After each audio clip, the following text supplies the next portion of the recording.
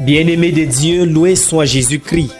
Le chant intérieur, la patience de Dieu et l'urgence de la conversion. Regardez vos mains, sont-elles blanches ou sont-elles sales? Parce que le mal, on le voit partout dehors, les guerres, les injustices, les familles brisées. Mais Jésus aujourd'hui nous plante devant notre propre champ. Et dans ce champ, il y a du bon grain et de l'ivraie. L'ivraie, c'est ce qui étouffe, ce qui pourrit, ce qui tue. Et la question qui brûle est celle des serviteurs. Seigneur, pourquoi ne pas tout arracher maintenant? Les serviteurs veulent tout brûler, tout nettoyer, mais le maître leur dit, non, vous arracheriez le blé avec l'ivraie. Dieu est patient. Il sait que nous ne sommes pas finis. Il sait que Pierre le trahira, que David tombera, que Marie-Madeleine péchera. Et pourtant, il les attend. Il nous attend. Parce que si Dieu nous coupait à notre première chute, qui serait sauvé? Personne, pas un seul. Mais ne nous mentons pas. Nul n'est parfait. Un jour de fatigue, un soir de solitude, une minute de colère et nous sommes capables du pire. Vol, débauche, trahison.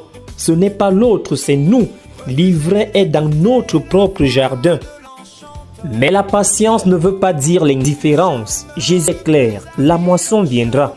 Les anges sépareront le bon grain du mauvais. Ils enlèveront toutes les causes de chute. Qu'est-ce qu'une cause de chute?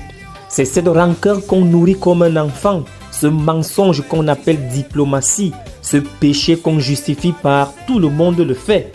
Jésus nomme l'ennemi, le diable, un semeur de division, de découragement, de mort. Le mal est réel, ne jouez pas avec lui. Mais Dieu ne demande pas des discours, il demande des actes. Prenons conscience, ressaisissons-nous. Un voleur peut devenir juste. Un débauché peut devenir fidèle. Un traître peut devenir un frère. Dans la première lecture, Jérémie est au cœur du désastre. Son peuple est affamé, égorgé, dispersé. Il pourrait maudire Dieu, il pourrait baisser les bras, il fait l'inverse. Il court vers Dieu, il dit, « Seigneur, nous avons péché, nos pères ont péché, mais toi tu es notre seule espérance. Ne romps pas ton alliance. » C'est ça le bon grain qui survit. Quand tout est noir, continuez de croire que Dieu peut faire pleuvoir. Jésus termine, celui qui a des oreilles qui l'entendent. Il te laisse du temps, mais le temps n'est pas infini.